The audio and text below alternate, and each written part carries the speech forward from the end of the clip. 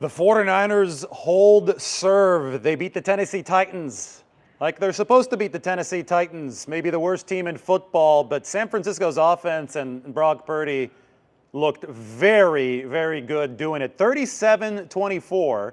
And as I speak right now, the Denver Broncos are ahead of the Green Bay Packers. If that holds, the 49ers will make progress toward a potential number one seed in the NFC. We know that the Packers have to lose against somebody not named the 49ers because the 49ers don't play them for San Francisco to potentially leapfrog all the way to that number one spot by the time this is all said and done. But we're going to talk about 49ers beating the Titans. Brock Purdy was awesome today. And by that I mean 23 of 30, 295 yards, nearly 10 yards an attempt, a quarterback rating of over 140, a QBR might have been over 90 for Brock Purdy. He's on track to be top 3 efficiency by the time this is all said and done of all NFL quarterbacks. And he's doing that in a season where he has turf toe. So there is no more question. There wasn't a question really amongst reasonable observers, but he's one of the elite quarterbacks in this game. Consider the fact that Patrick Mahomes tore his ACL today, that the Chiefs have been eliminated. So, you know, the injuries and the nightmares of seasons following Super Bowl losses, those happen everywhere. And obviously the 49ers had to go through it last year. But I look around the rest of the league and I see so many QB issues, even from some of the top guys in the game. Joe Burrow managed a shutout today. They didn't score any points at home against the Baltimore Ravens, who have the 21st ranked defense in the league. When you see Purdy playing at the level that he's playing right now, especially in a season where he was dealing with one of the most troublesome injuries you can have, 49ers fans need to be very, very thankful. He was awesome. Did you guys see that scramble today where he bolted out of the pocket and then about 20 yards downfield, he kind of faked the pitch at Cody Barton, the Titans linebacker, and then they both laughed. I mean, that was the type of play that epitomized Purdy's joyous, infectious energy for the game. Cody Barton couldn't help but laugh, and they shared a couple words after that play. Can't wait to head to the locker room right now after we do this instant reaction and talk to Brock about it. But when the 49ers get good receiver play, they hands down are an elite offense because Brock Purdy is a top-level quarterback. You know, it's one of those things where the Brandon Ayuk news, which came down yesterday, reminded us that the 49ers rank in the 20s in average separation at the time of catch or incompletion. I showed you all the numbers. Obviously, they've got Christian McCaffrey, they've got George Kittle, but they've needed more from the wide receiver position. That's why they committed up to $120 million to Brandon Ayuk. That's why it's so disappointing that Brandon Ayuk didn't honor the terms of his contract and is not going to be back for the 49ers this season and probably at all. But it's time to move forward and think about how this team can pick up the slack. And Ricky Pearsall and Jawan Jennings are the answers there. They're the guys that can set things up at the wide receiver position by making space for the Kittle and the McCaffrey plays. And to the very first play today was a scare, right? Ricky Pearsall caught the pass, went down, took off his helmet, slammed his helmet, looked like he was seriously hurt. It ended up being an ankle injury, and he came back in, and Ricky Pearsall played one of his best games of the season. 6 catches, 96 yards. He was explosive. He would have had more, but Purdy missed him in the first half on one of the deeper crossing patterns. Jawan Jennings caught 2 touchdowns today, only 3 total catches, but 2 touchdowns and 37 yards, and some tough catches, too, for Jawan Jennings in this game. He's gotten healthier as this season has gone along. The 49ers, I mean, there was this perfect storm of bad stuff that happened to the receiver room, right? Obviously, Brandon Ayuk not playing for this team, but Ricky Pearsall got hurt during week 4 against Jacksonville. Jawan Jennings suffered 5 broken ribs in that game against Jacksonville. So they had to dig much deeper into the depth, and Kendrick Bourne has done a good job filling in for the 49ers. But They don't have that top level receiver in terms of the yards per route run production because of all that I just listed. Brock Purdy's been straining to make it work anyway, and he's done a great job. He's a top 5 guy this year, again, efficiency wise. But for this offense to get up out of number 29 in explosive play rate, get up into the top half of the league, and truly be the offense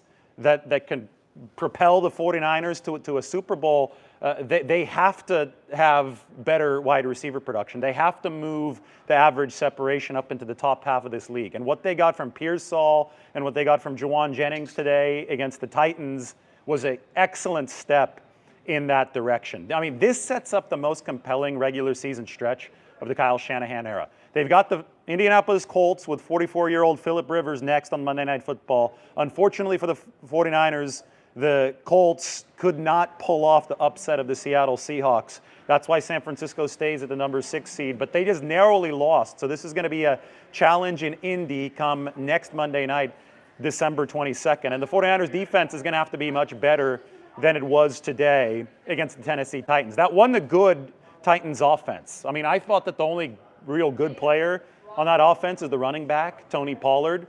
I'm not impressed with Cam Ward at all. I'm not impressed with the Titans' pass protection. I'm not impressed with their receivers. I'm not impressed with their tight ends. But the 49ers were dropping interceptions left and right. They might lead the NFL in dropped picks ever since Jaquiski Tartt dropped the interception in the NFC Championship game at SoFi Stadium a few years ago. They're too much leaky yardage against the run.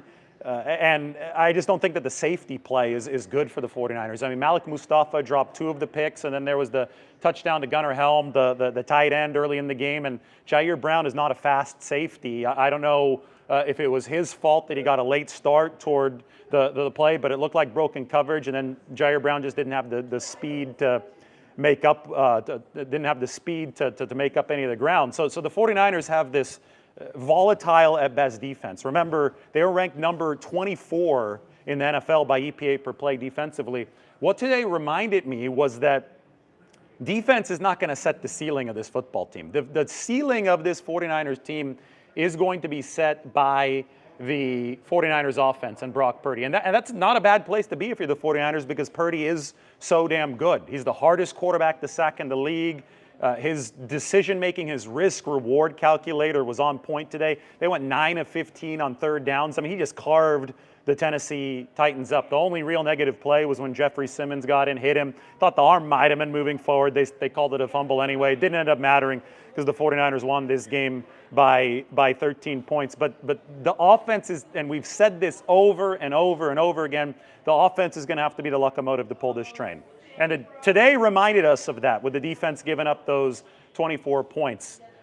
They were not as opportunistic as they'll need to be against good opponents. I mean, they're going to give up yards against everybody. We already know that, and that's nothing to freak out about.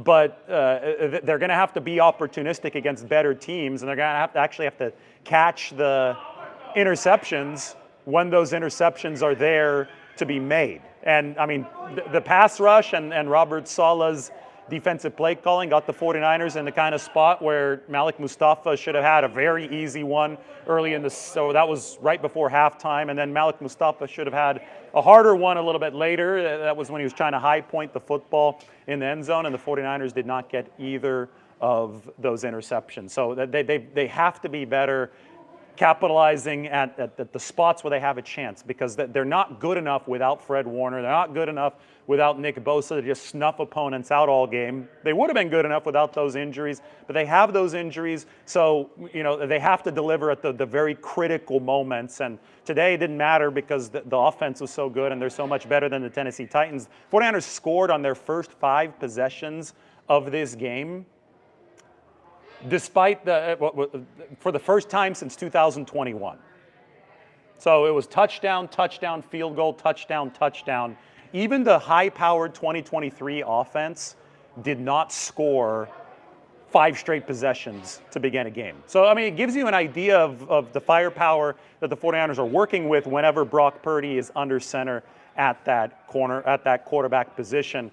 It's just that they don't have the defense they did in 2022 and 2023, so they're going to have to really, really lead the way offensively like they did today. Great news for the 49ers. The Denver Broncos have beaten the Green Bay Packers. So we're talking about things that have to happen for San Francisco to get to the number 1 seed. One of the things that has to happen that's outside of the 49ers, or that was outside of the 49ers' purview, is a loss by Green Bay.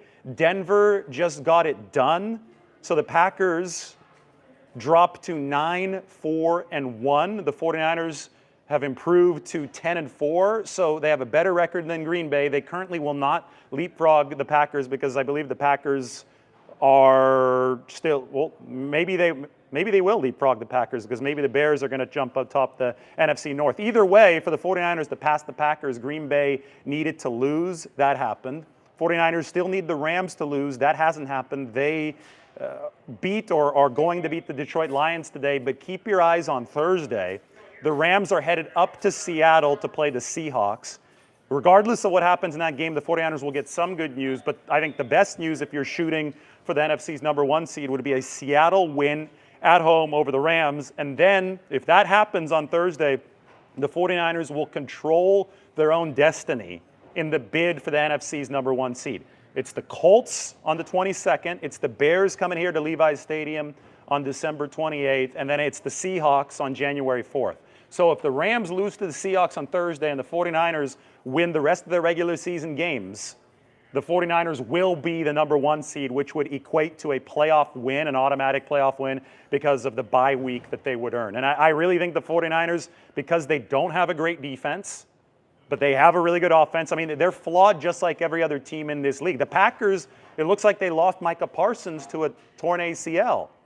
I mean, you look at the Chiefs, they lost Mahomes to torn ACL. They also lost their season today. But the point is that there's so much wear and tear and damage happening across the whole league. No team is perfect. It seems as wide open as ever. The 49ers, with 10 wins, are still the number 6 seed in the entire NFC. I mean, it's wild, but they're knocking on the door of that potential number 1 seed. They can try to secure that over the course of the final 3 weeks if they get just one piece of help from the Seattle Seahawks, if the Seahawks can beat the Rams on Thursday night. So the fact that the 49ers are in this position is downright miraculous.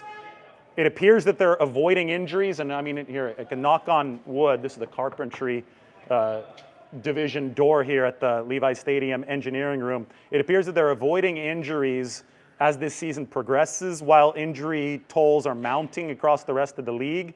If anything, I mean, I know the 49ers had a ton of injuries earlier this year, but at least they happened early for this team because the Mahomes injury in Kansas City is probably going to affect his 2026 season. The Parsons injury in Green Bay might also affect his 2026 season. And the 49ers now have found a way to play without a lot of their guys, and they keep on delivering these wins. That's 4 straight wins for the 49ers since Brock Purdy has returned.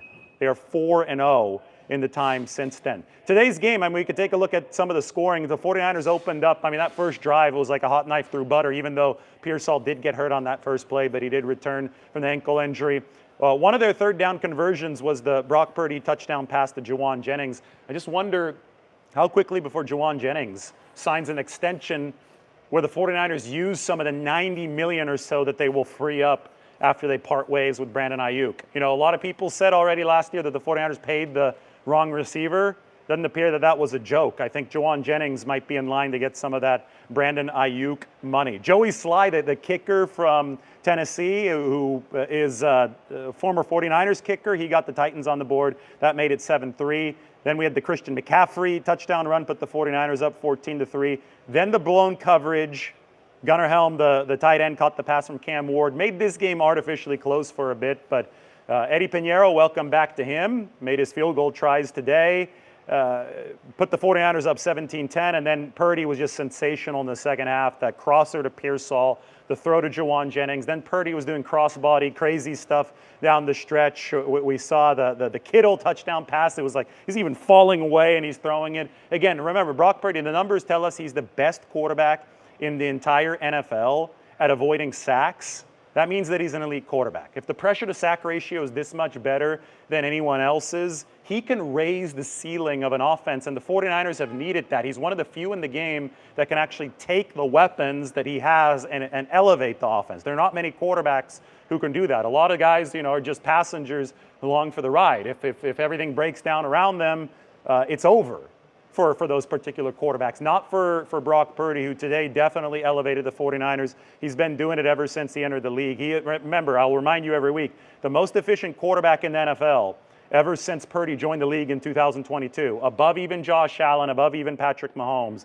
is Brock Purdy. Those are the facts, and today Purdy accounted for about 350 yards of offense all by himself, and he can spearhead the 49ers toward the #1 seed and potentially more moving forward as they get that good news coming out of Denver with the Broncos beating Green Bay. Christian McCaffrey watched 73 rushing yards today for Christian, and then he wasn't used nearly as much in the receiving game. The Titans decided to take him away, but that's why it was so important for Pearsall, Kittle, Jennings, and Demarcus Robbins did a nice catch as Purdy was rolling out. That's why it was so important for those guys to deliver big. So McCaffrey, a little bit of a road bump on his way to 1,000. I still think that he's going to get it.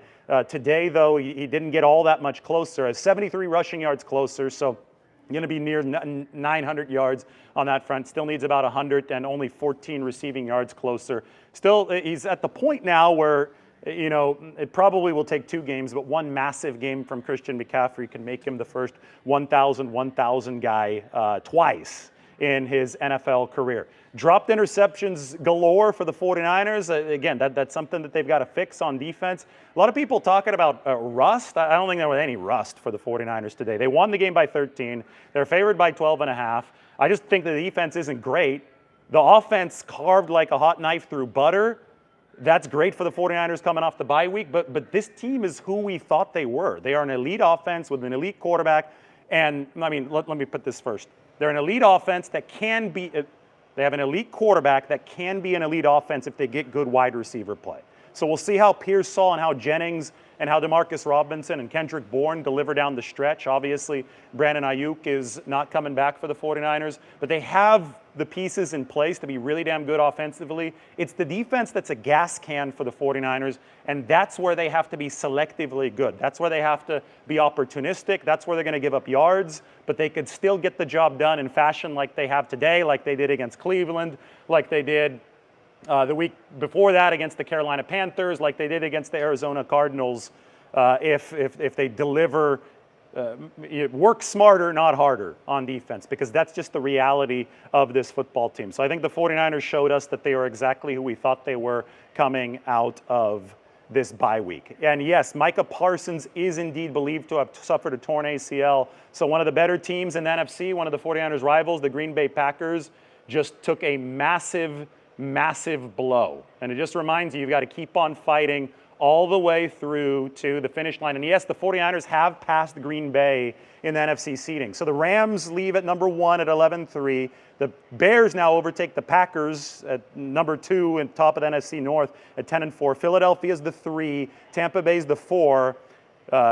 Because the Panthers lost to the New Orleans Saints. Crazy stuff. The NFC South is not very good. Seattle remains the 5 at 11-3. The 49ers are the 6 at 10-4. Green Bay drops below the 49ers. That's great news for San Francisco because they can overtake the Bears by beating the Bears here at Levi's on December 4th. So massive progress for the 49ers. You want that 1 seed. You are an imperfect team. You are a flawed team because that defense is ranked down in the 20s. The offense on its way to being the elite offense it needs to be, but nothing could be better for the 49ers than earning an automatic playoff win by getting to that 1 seed. And today was a very good day for them as they bid for that. It's all about the ceiling of this team as they move forward and round into that postseason form. The most compelling stretch of the Shanahan era is coming up. Brock Purdy is playing elite football. His mobility was awesome today. Looks like he's fully healthy for the 49ers, and the receivers are starting to pick up some of the slack as well for San Francisco. They've got an extra day of rest coming up into the next challenge, and that is going to come against the Indianapolis Colts. Phillip Rivers, 44 years old, the grandpa Phillip Rivers. Hey, he pushed Seattle today on the road, so this is not going to be easy. I'm guessing the 49ers might be slight favorites against the Colts. We'll double check on that as soon as I get back from the 49ers locker room. Fun stuff for San Francisco today. They held serve against the Titans. They did what they had to do. Just want to take a quick look at some of the 49ers defensive stats before we get going. Heading to the statistics. Oops, I went to the NFL-wide statistics. We got to get to the scoreboard here. Here we are. Who led the 49ers in tackles today? We will find out right now. Malik Mustafa with 10. You know, Upton Stout playing really good football for the 49ers too. Very physical. I think that Upton has blossomed as a player. A defense doing a lot of good stuff. They lost Jordan Elliott due to a knee injury before the game. We're going to find out the details from Kyle Shanahan very shortly. So they were short on defensive tackles today. You know, I think they would have had 5 active. Instead, they had 4 defensive tackles active. Against the Titans, it didn't end up mattering, but the back end was a little bit more strained in that regard. I thought the only player with juice on this Tennessee offense was Tony Pollard. And Lombardi herself coming through. Lombardi herself has just texted me from home. She said the 49ers are currently favored by 6.5 points against Indianapolis on Monday Night Football. That's a big number. That's a number of respect for Brock Purdy and for the 49ers defense, and also a number that probably factors in that Phillip Rivers is 44 years old. So just think about that. The 49ers favored against the Colts, likely will be favored against Caleb Williams and the Bears. We'll see about the Seahawks in that final game on January 4th. But as long as Seattle can beat LA on Thursday, and I know that's not a given, but if Seattle can beat LA on Thursday, the 49ers will just have to hold serve as favorites, win games that they're favored to win, and they'll be the number 1 seed. And it's amazing that a team that was disinjured over the course of this season has gotten to this point. Kyle Shanahan, Brock Purdy, hats off. Robert Saleh, hat to the special teams, Brant Boyer. This was a big win for the 49ers. They hold serve against the Titans, and I'm about to head to the 49ers locker room. So long from the Levi's Stadium engineering room. The guys here have been awesome. Look, they've even got the old Bill Walsh poster behind me. We'll talk to everybody very, very soon.